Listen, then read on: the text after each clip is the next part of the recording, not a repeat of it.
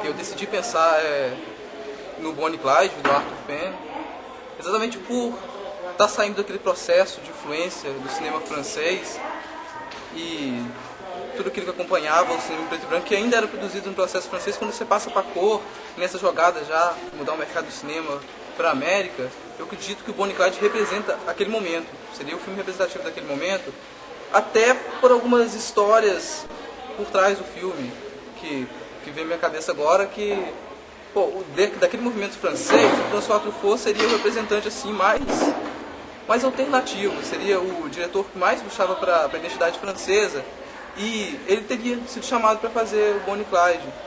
Só que toda a confusão de ideologias que envolve a passagem do cinema europeu para a América retira o François Truffaut, que é praticamente um simbolista. Se você for olhar o novela francês, é uma ideia simbolista.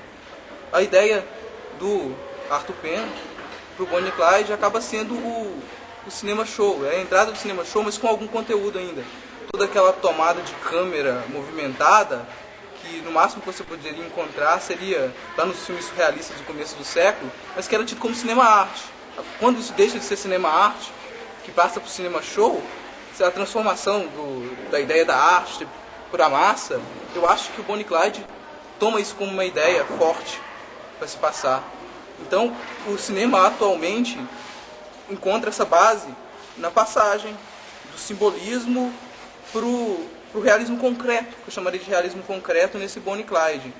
Por isso que eu escolhi esse filme para ser exibido. Qual faixa etária você indicaria o filme? Qual você acha que Olha, mais tem acrescentado? o filme é bem pesado, até pela temática, né? A ideia de transgressão das leis e a mostra do sangue no capitalismo, né?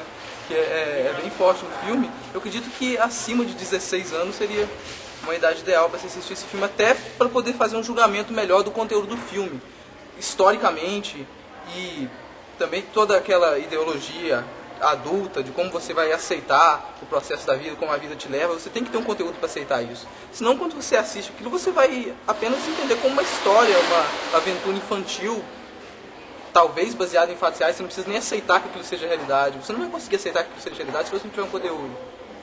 Então, claro que isso varia muito, mas eu acredito que uma pessoa que passa pelos processos normais aos 16 anos consegue entender Bonnie e Clyde. O que você fala sobre a fotografia do filme? Olha, a fotografia é uma das mais limpas que se encontra no período, assim.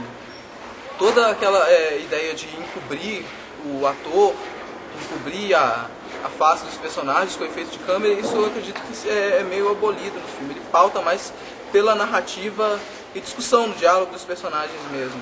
Uma fotografia limpa já trazendo agora assumidamente em cores, não tem mais nenhuma jogada para encobrir a cor, trazer um processo puramente europeu. Mesmo jogando essa cor, é uma coisa limpa, não tem nenhum tratamento de imagem excessivo. Assim, é o 35 minutos básico, você não precisa sair daquilo. Não é um avanço, mas é a base do cinema, assim. Não se tenta avançar tecnicamente. É mais uma discussão, ainda é discussão, né? Posteriormente você pode encontrar esse avanço técnico, mas no Bonnie e Clyde ainda tem essa herança europeia, mas discutida no ambiente americano, que é importante. A passagem dessa discussão, não a passagem técnica, a passagem da discussão do cinema, dentro do cinema, que hoje em dia se perdeu um pouco, acredito.